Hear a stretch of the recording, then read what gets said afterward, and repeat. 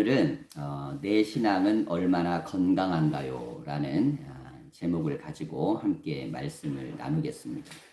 우리가 몸도 건강할 때가 있고 좀 약해질 때가 있잖아요. 신앙생활도 마찬가지예요. 신앙생활도 건강해질 때가 있고 또 약해질 때가 있고 어느 때는 좀 병들 때가 있고, 그래서 내 신앙에 대한 체크를 좀 할 필요가 있는데, 우리가 신앙의 체크를 한다. 자, 그러면 기준이 있어야 되잖아요. 우리가 병이 들었는지 아닌지 건강한지는 건강검진을 통해 체크하잖아요. 그래서 기계를 통해서도 의사를 통해서도 전문가들을 통해서 하지 않습니까? 그러니까 내가 생각하는 내 건강이 있지만 병원에 직접 가면 그게 다를 수 있잖아요. 내 신앙도 마찬가지예요. 내가 생각하는 신앙이 있지만 기준에 있어서 훨씬 더 전문적이고 분명한 기준이 있는데, 그게 무엇이냐면 바로 하나님의 말씀이에요. 하나님의 말씀을 가지고 나의 신앙을 검진해 봤을 때 나는 얼마나 건강한 신앙인가, 이것을 우리가 함께 나누어 보겠습니다. 자, 첫 번째는 감사의 건강도예요. 나는 얼마나 감사를 잘하고 있는가. 농촌에서 목회하시는 목사님께 어떤 성도가 찾아와서 하소연을 했다는 거예요. 목사님, 저희 집은 단칸방인데 7명이 살고 있어요. 너무 힘들어서 하루하루 미칠 것 같습니다. 도저히 입 밖으로 감사가 나오지 않습니다. 어쩌면 좋습니까? 이렇게 물어봤어요. 그렇잖아요. 단칸방에 7명 살고 있으면 얼마나 힘들겠어요. 그랬더니 이 목사님이 하나의 방법을 제시했어요. 그러면 오늘부터 일주일 동안만 염소를 거기 놓고 같이 살아보세요. 그런 거예요. 목사님이 시키는 대로 염소를 일주일 동안 같이 그 집에서 데리고 살았어요. 그리고 나서 일주일이 지나자 성도는 막 거의 울면서 목사님을 찾아왔어요. 이제는 도저히 버틸 수 없습니다.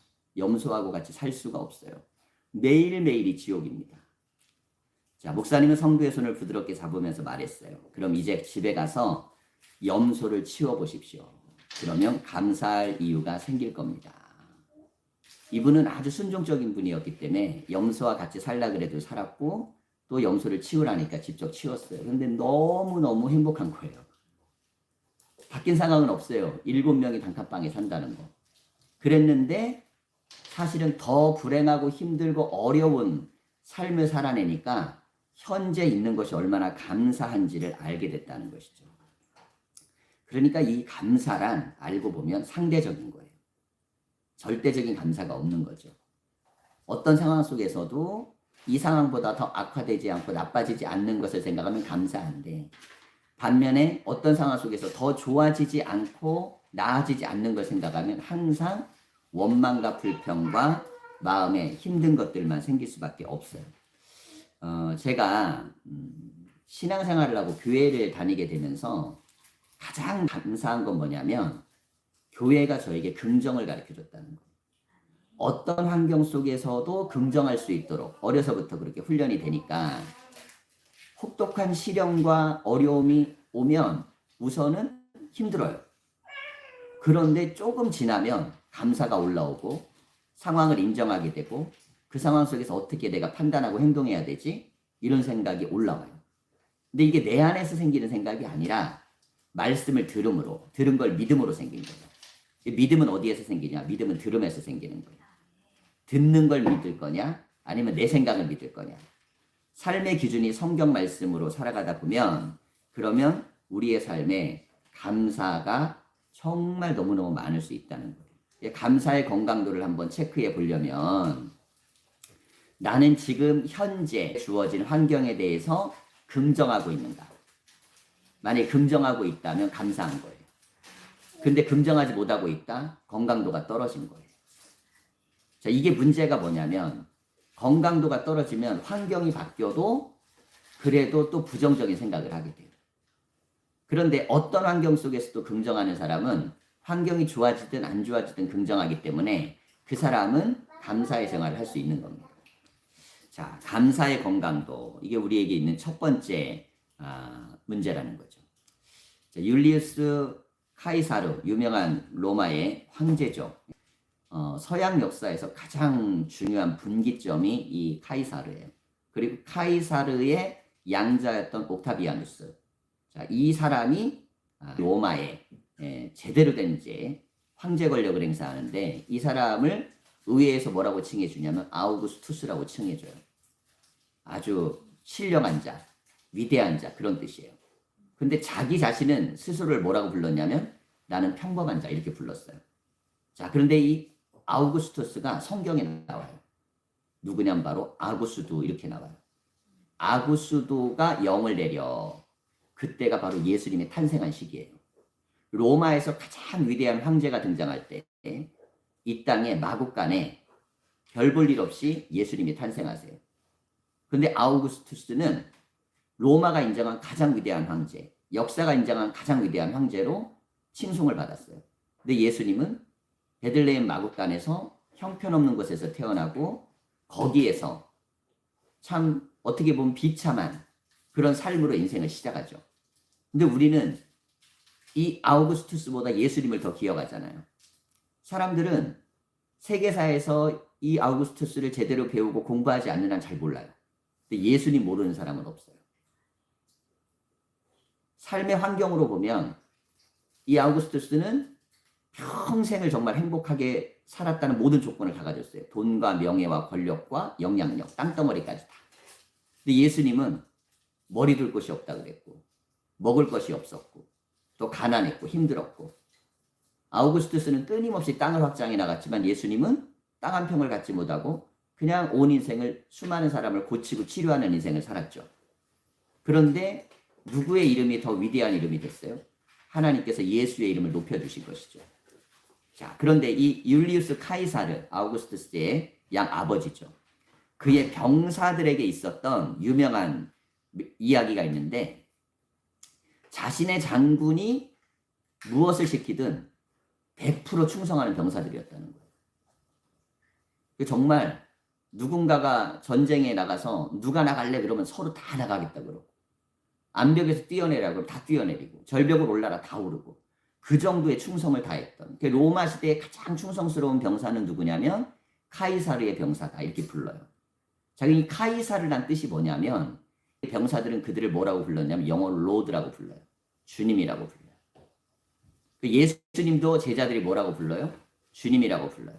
둘 다 주님이죠. 자, 그래서 황제를 주로 인정하지 않는 이들, 그리스도인들이 박해를 받은 이유 중에 하나예요. 자, 그런데 이 초대 그리스도인들의 말 중에 이런 말이 있었다는 거예요. 시저의 병사들보다 그리스도께 더 충성스러운 신앙인이 되자. 하나님 안 믿는 이 카이사르에게도 목숨을 걸고 충성하는 병사들이 있는데 우리는 하나님의 아들이 우리를 위해 생명까지 버리셨는데 우리가 세상 사람들보다 충성스럽지 못하면 어떡하겠냐. 그러니 우리는 시저의 병사보다 예수님께 더 충성하자. 그런 고백이 있었다는 거예요. 저는 이 고백이 굉장히 우리에게 중요하다고 봐요. 나의 건강도는 어떤가 한번 생각을 해보면 요즘 제가 이제 직장 생활을 하면서 사회생활이라는 걸 본격적으로 경험하잖아요. 교회 목사로 제독교회에 있으면서 사람을 보는 거하고 사람들 속에 직접 들어가는 거는 엄청난 차이가 있어요. 그 속에 들어가 보니까 그 사람들의 말, 행동, 고민, 생각, 표현들을 다 느끼게 돼요. 근데 거기에서 제가 느끼는 것 중에 하나 뭐냐면 교회 다니는 사람보다 더 긍정적인 사람이 많고 교회 다니는 사람보다 더 이타적인 사람들이 많고 교회 다니는 사람들보다 훨씬 더 미래에 대해서 노력하고 애쓰는 사람들이 많더라는 거예요. 그러면서 생각을 했어요. 우린 그리스도를 믿는데 과연 우리는 더 건강한가? 적어도 우리의 감사의 건강을 생각한다면 내 주변에 있는 믿지 않는 사람보다 더 감사하면 건강한 거예요. 근데 내가 내 주변에 있는 사람들보다 하물며 신앙이 없는 사람보다 감사가 떨어져. 그러면 내 신앙에는 지금 문제가 있는 겁니다. 내 주변 사람들을 보세요. 나보다 환경이나 여건이 어려운데도 긍정적이고 감사하고 미래에 대해서 노력하는 사람들이 있잖아요. 그 사람들은 의지적으로 그렇게 노력하는 사람이에요. 우리는 하나님을 믿는 사람들이니까 하나님의 힘까지 더해지면 더하기가 돼야 되잖아요. 하나님의 힘이 우리에게 더하기가 돼야 되는데 그게 안 되고 하나님의 힘이 들어오는데도 우리가 감사가 없다면 그것은 우리가 하나님의 힘을 우리 안에 받아들이고 있지 않은 거예요. 성령님이 우리 안에 역사하신다는 것은 우리의 힘 플러스 알파 하나님의 힘이 들어오는 거예요. 하나님의 말씀이 들어오고 힘이 들어오면 훨씬 더 감사하는 능력이 생길 수 있습니다. 자, 그래서 입으로 늘 표현하는 것이 중요해요. 감사에 대한 표현. 일할 때도 감사하다. 그리고 일하는 것에 대해서 또 아이들에게 공부할 때도 놀 때도 감사하다. 하윤이가 밖에서 열심히 놀다가 들어왔어요. 그러면 뭐라고 표현해야 돼요? 건강하게 놀다 들어와서 고마워. 하윤아, 알았지? 건강하게 신나게 놀아. 건강하게 놀다 들어와서 고마워. 그러면 아이가 들어와서 어떻게 할까요? 열심히 공부하겠죠. 예. 그지 하윤아? 지금 끄떡끄떡 하잖아요. 예. 감사의 힘을 믿고 있어요. 자, 두 번째, 우리가 우리의 신앙의 건강도를 살펴보는 거는 주님을 얼마나 바라보느냐에 대한 건강도예요. 고린도후서 1장 9절을 보면 우리 마음에 사형 선고를 받은 줄 알았으니 이는 우리로 자기를 의뢰하지 말고 오직 죽은 자를 다시 살리시는 하나님만 의뢰하게 하십니다. 우리가 인생을 살면서 나를 의뢰하면 스트레스밖에 안 받아요. 나를 의뢰하면. 근데 주님을 의뢰하면 죽을 것 같은 상황 속에서도 내가 소생할 수 있어요. 홀 어머니 밑에서 자란 여인이 있었습니다. 명석한 두뇌로 어려서부터 수재라는 소리를 듣고 공부를 정말 열심히 해서 유학 생활을 하고 아르바이트를 하면서 박사학위 따고 교수로 돌아왔어요. 어머니가 간곡한 부탁을 했어요. 내가 너의 뒷바라지한 모든 것은 하나님이 도우신 거야. 그러니 내 평생 마지막 부탁이 있는데 내가 교회를 나갔으면 좋겠다. 근데 이 딸이 참 효심이 큰 딸이어서 그럼 어머니, 제가 어머니 말씀대로 교회 가볼게요. 그리고 갔어요. 자, 그런데 2주가 지나고 나서 이 딸이 엄마에게 이젠 더 이상 교회를 나갈 수 없다는 거예요. 교회 나가서 너무 상처를 많이 받고 실망을 했다는 거예요. 자기가 이제 유학도 하고 교수가 되고 박사가 되니까 어떤 성도들이 찾아와서 불법적으로 자녀의 대학 입학에 대해서 청탁을 하는가 하면 수시로 다른 성도들에 대한 이런 소문 저런 소문에 대해서 막 사람들이 험담하는 이야기를 들으면서 충격을 받은 거예요. 우리 어머니가 다녔던 교회, 우리 어머니가 붙들었던 믿음이 이런 건가? 이런 속에서 우리 어머니가 살았나? 그러면서 이 딸이 어머니에게 저는 교회 다니기 전에 만났던 사람들이 훨씬 훌륭했어요. 어떻게 교회 사람들이 이렇게 생각하고 이런 행동을 하죠? 전 더 이상 교회를 다니고 싶지 않아요. 자, 이렇게 말을 했습니다. 엄마도 순간 당황했죠. 그때 어머니가 딸에게 이런 말을 건넸다 그래요. 나는 평생 교회를 다니면서 예수님만 보고 다녔는데 너는 딱 2주 나가고 사람만 보고 왔구나. 그런 말을 했다는 거. 어머니의 깊은 통찰에 딸은 머리를 조아렸어요. 그리고 성경을 펴기 시작했어요. 그리고 예수님을 알아가기 시작하고 읽기 시작하고 예수님의 말씀을 통해서 믿음이 들어가기 시작했어요. 다시 교회를 나가면서 예수님을 바라보기 시작한 거예요. 그랬더니 참 이상한 현상이 나타났는데 사람들의 모든 것들이 다 그렇게 심각하게 받아들여지지 않더라는 거예요. 그래, 모든 사람이 죄인이라 그랬지. 죄인들이 모여있는 것이 이곳이지. 예수님도 환자들에게 의사가 필요하다고 하셨어. 그 병원 같은 곳이 바로 교회예요. 그러니까 교회 안에는 천사가 사는 게 아니라 환자들이 사는데 어느 땐 중환자들도 엄청나게 많아요. 그런 사실을 받아들이고 나니까 오히려 그들을 더 사랑하는 마음으로 기도하게 됐다는 겁니다. 자, 신앙의 건강도 두 번째. 하나님만 바라보는 건강도예요. 사람보다 하나님이 크게 보이고 사람보다 말씀이 크게 보이고 그리고 주변의 부정적인 것보다 하나님이 크게 보이고 제가 신학교 시절부터 이때까지 목회를 하면서 많은 고민과 생각을 갖고 있죠. 게다가 깊이 있게 교계를 아니까 교계도 알고 교단도 알고 목사님들도 알고 교인도 알고 그런데 알면 알수록 더 깊이 들어가면 들어갈수록 정말 그 인간적인 면모들이 너무너무 많은 걸 발견하게 돼요. 그때 첫 번째 반응은 실망이에요.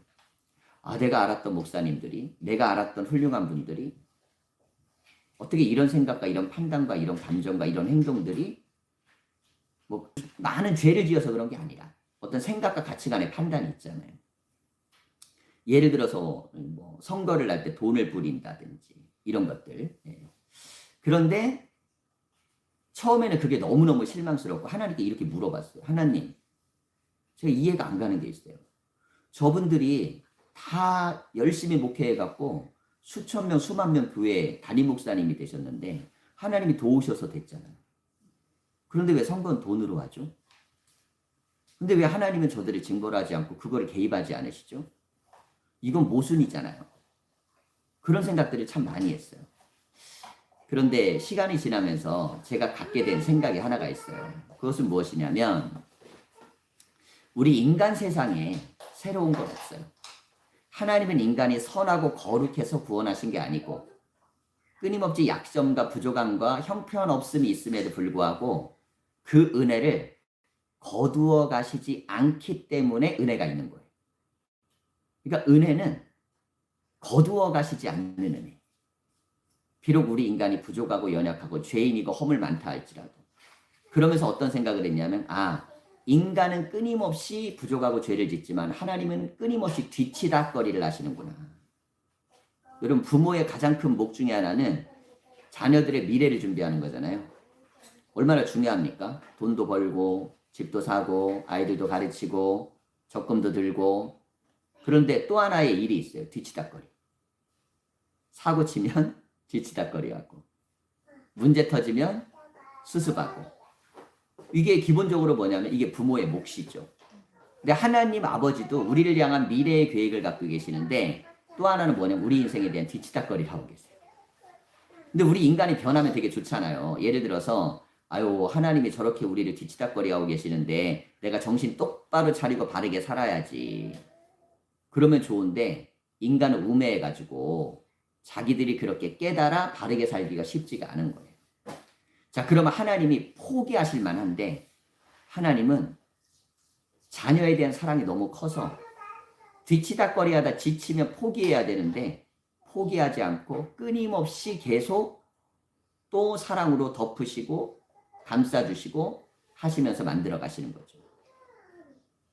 우리가 주님만 바라봐야 되는 이유는 세상의 모든 그리스도인들도 여전히 연약한 사람들이라는 걸 인정해야 되기 때문입니다. 대신 주님을 바라보면 다시 희망이 생겨요. 말씀대로 신앙생활 해야지. 말씀대로 교회를 만들어 봐야지. 말씀대로 우리가 살아가 봐야지. 끊임없이 운동력이 있는 신앙은 끊임없는 하나님을 향한 운동력이다. 그런 생각을 하게 됩니다. 그래서 내가 얼마나 건강한가는 나는 교회와 신앙과 혹은 목사님과 성도들과 이런 사람들에 대해서 바라보는 게 아니고 주님을 더 많이 바라보느냐. 이게 건강도의 핵심이에요. 신앙의 상처가 주님을 더 많이 바라볼수록 회복이 되고 그리고 그 속에서 내가 어떻게 그리스도인으로 살 수 있을지 결정이 돼요. 교회 생활하는 분들도 봐도 교회 생활의 가장 중요한 것 중에 하나 뭐냐면 선긋기를 잘 하셔야 돼요. 자, 정 집사님은 땅 따먹기 해봤어요? 땅 따먹기. 돌멩이 하나만 있으면 되죠. 자, 땅 따먹기 할 때 가장 중요한 게 뭐냐면 금긋기하고 돌멩이. 선을 정확하게 긋지 않는 놀이는 없어요. 모든 활동에 가장 중요한 건 선긋기예요. 선긋기. 야구를 하든 축구를 하든 태권도 시합을 하든 모든 게 선이 있잖아요. 선 밖으로 나가면 안 되는 거. 그럼 우리가 인생을 살다 보면 그 선이라는 게 참 희한하잖아요. 원래 없을 때는 그냥 낸 땅이에요. 근데 긋고 나면 다른 행동이 이루어져요. 신앙도 마찬가지예요. 우리가 하나님의 말씀의 선을 긋고 사람을 바라보기 시작하면 실망감과 힘들고 어려운 것들이 많이 극복이 돼요. 주님만 바라보면서 믿음 안에서 주님을 따라가고 그리고 주님의 은혜 가운데 가겠다고 선을 그으면 그러면 나머지 것들에 대해서 별 신경을 안 써요. 근데 이 선이 없으면 온통 내 신앙이 흔들려버려요. 우리는 어떤 선긋기를 해야 되느냐? 주님을 더 많이 바라보는, 분명하게 바라보는. 그게 건강도, 신앙의 건강도에서 중요하다는 겁니다. 자, 세 번째 마지막 건강도는 말씀의 능력으로 치유하는 건강도예요. 탁월한 의사는 어떤 의사일까? 탁월한 의사는 제가 보기에는 첫 번째는 큰 병이라도 당연하게 받아들이는 의사. 아무리 큰 병을 봐도 이 병 이미 많이 연구돼 있는 겁니다. 조사돼 있는 겁니다. 이 병 고친 사례가 있습니다. 설령 처음 보는 거라도 노력하면 될 수 있습니다. 자, 이거는 그냥 객기가 아니라 과학적 의학적 근거로. 첫 번째 탁월한 의사는 아무리 큰 병이라도 당연하게 받아들이는 의사. 두 번째는 그 병을 고칠 만한 능력이 있어야 돼요. 그건 뭐 문제 없어요. 그런데 못 고쳐. 허풍이잖아요. 그러니까 큰 병이라도 당연하게 받아들이고 고칠 만한 능력이 있어야 돼요. 제가 이제 삶을 살면서 의사 선생님에 대한 두 번의 충격이 있어요. 첫 번째는 뭐냐면 제가 첫 목회를 할 때인데 알코올 중독으로 고생하던 아주머니가 계셨어요. 근데 이분이 올갱이를 그렇게 잡는 걸 좋아하세요. 근데 항상 이분은 술을 드세요. 알코올 중독이어서. 그러니까 소주를 먹고 내과를 가세요. 근데 그때 하필 그날 이분이 내과에서 넘어지셨는데 돌에 찌신 거예요.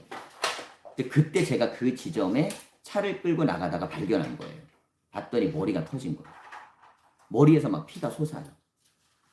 피가 솟는 그 어른을 데리고 그때 이제 차가 그레이스였으니까 거기에 태우고 보건소를 향해 가는데 피가 솟으니까 막 온 차가 피투성이 되는 거예요.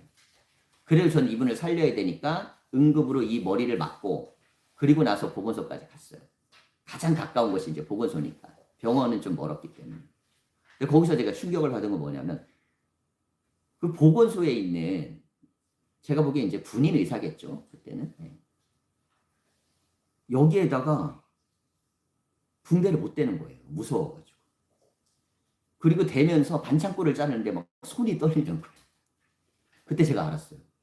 우리는 의사에 대한 믿음이 얼마나 큽니까? 무슨 병이 있든 가면은 의사 선생님을 고쳐줄 거란 믿음이 있잖아요. 그런데 붕대를 자르고 반창고를 자를 때 막 손이 떨려. 왜? 이분이 처음 본 거야, 이거. 안 해본 거야. 안 해보니까 당연히 무서웠겠죠. 그런데 일반인들도 그 상황에서는 얼마든지 응급처치를 할 수 있어요. 그때 제가 느낀 게 있어요. 큰 병을 당연히 감당할 수 있어야 되는 거고 그것에 대해서 치료할 수 있는 능력이 있어야 되는 거구나. 두 번째는 이제 충격적인 사건이 뭐냐면 희성이가 이제 태어날 때 대전의 모 종합병원에서 태어났어요.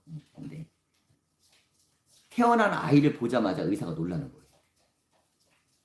부모가 옆에 있는데 뭐라고 놀라냐면 이런 애는 처음 본다고. 깜짝 놀라고 그러는데 이게 마음에 상처가 되는 거예요. 당연히 상처가 되죠. 왜 상처가 되냐면 의사에 대한 기대가 있잖아요. 그러면서 그때 제가 갖게 된 생각이 있어요. 목회도 이러지 않을까.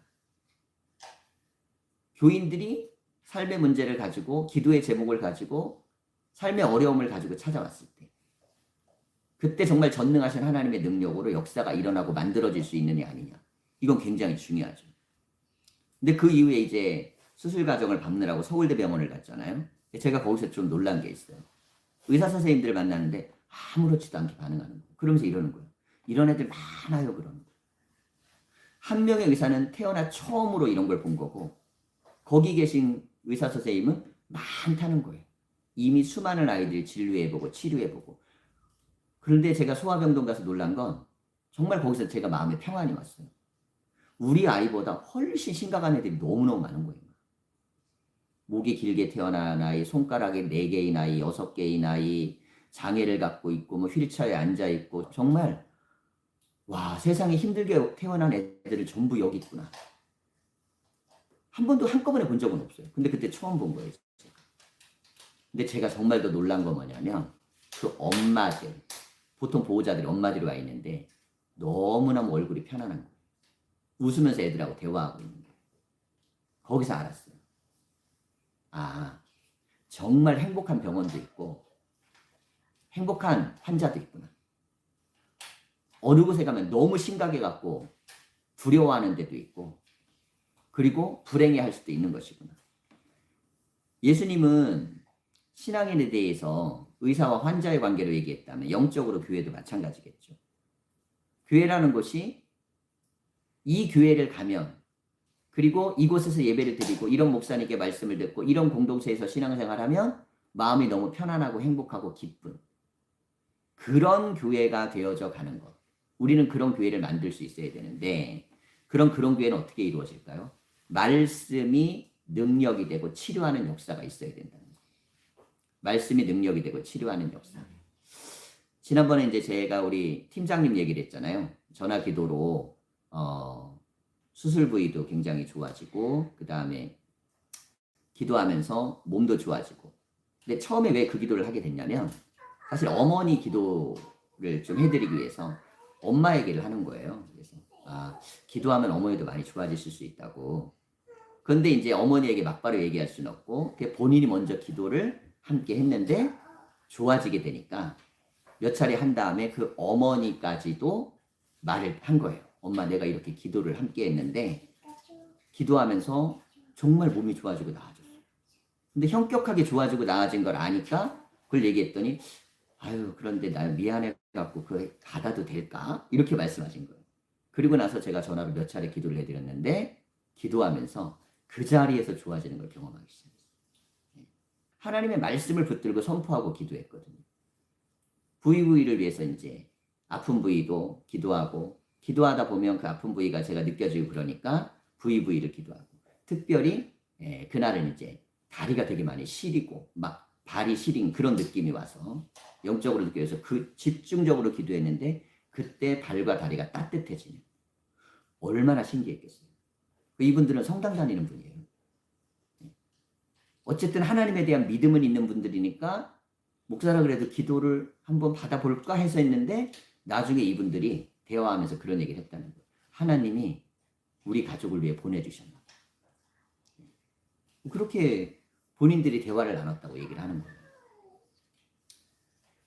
하나님의 역사는 말씀을 믿고 말씀 안에 기도하면 기도의 믿음의 역사로 능력이 나타납니다. 저는 너무너무 고마워요. 근데 이제 그분이 너무 고마우니까 얼마나 감사하고 고마우니까 그걸 늘 표현하겠어요. 네. 제가 그랬죠. 하나님께 영광을 돌리십시오. 하나님이 다 하신 겁니다.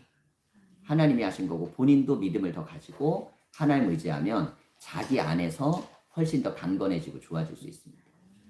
그렇게 하면서 말씀도 보내주고 찬양도 보내주고 그러니까 무엇을 받아들이기 시작하면 교회와 교인에 대한 생각이 바뀌어지기 시작합니다.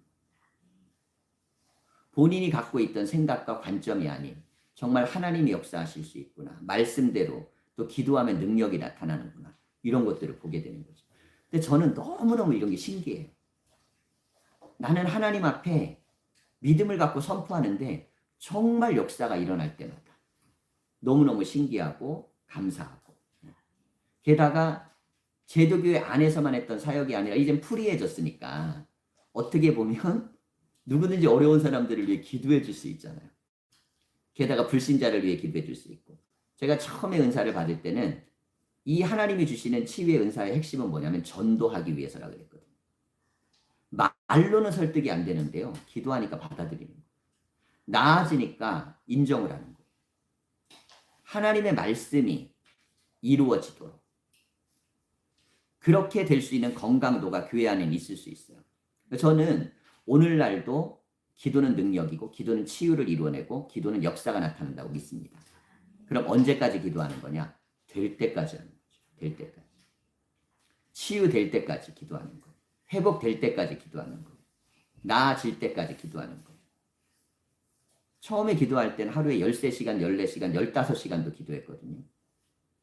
그때만 해도 그렇게 기도해도 사실은 기도의 양을 그렇게 매일같이 내가 원해서 채운 건 아니지만 그때는 뭐 기도 아니면 살 수 없어 죽기 살기로 기도했는데 그러면서 기도할 때마다 하나님께서 그 기도하는 것에 은혜와 능력을 부어주시고 그리고 그 기도의 능력이 이후에는 하나님께서 일하시는 통로가 된 거예요. 우리는 늘 기도했으면 좋겠어요. 우리 정명길 집사님 하루에 운전 몇 시간 정도 하세요?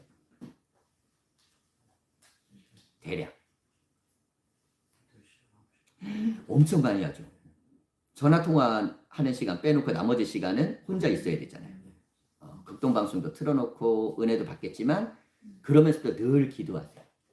백효원 집사님을 위해 기도 많이 해주고 사랑하는 아내, 예. 그리고 아이들을 위해, 예. 그리고 내가 가는 곳에서 하나님 내가 만나는 사람들을 통해 예수 믿고 구원받는 역사가 일어나게 해주십시오. 선포하는 거죠. 선포하고 기도하고.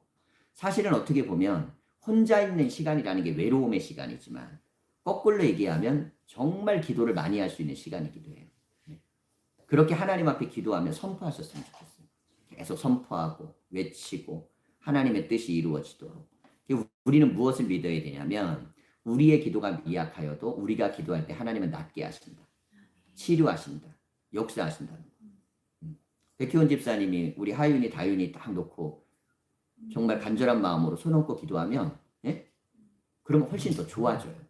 이럴 수는 있죠. 아유, 기도가 센 분이 있고 약한 분이 있고, 물론 기도에 대한 부분에서 영적인 파워가 다른 거는 있어요. 하지만 사랑을 뛰어넘는 기도는 없어요. 자식을 위한 사랑의 기도는 어떤 영적 파워보다 강한 거예요. 그게 늘 축복하며 기도하고 선포하며 기도하고 그렇게 했을 때 이루어진다는 거죠. 자, 우리의 삶의 건강도 나는 이루어짐을 믿고 선포하고 있는가. 안 되는 상태를 되게 만드는 거거든요. 안 되는 사람을 되게, 고칠 수 없는 병을 고치게, 문제 있는 걸 회복되게, 정말 놀랍게. 감사한 게 이런 거예요. 정말 하나님의 역사는 될 때까지 기도하니까 되더라고. 될 때까지. 그게 얼마나 큰 은혜와 축복인지 모른다. 그래서 우리 예수꿈 교회 공동체는 하나님의 말씀이 이루어질 때까지 기도하는 건강도. 숫자가 많이 모여서 큰 교회는 아니어도 영적으로는 파워가 있어야 돼요. 그래서 우리가 말하는 말의 영적 힘이 있고 우리가 기도하는 기도의 응답이 있고 우리를 통해 하나님 역사하시고 그것들을 우리의 삶의 자리에서 만들어갈 수 있다는 것입니다. 우리의 신앙의 건강도 더 예수님 안에서 말씀의 능력으로 건강해지는 한 주가 되고 승리가 있기를 간절히 축원합니다. 기도하겠습니다.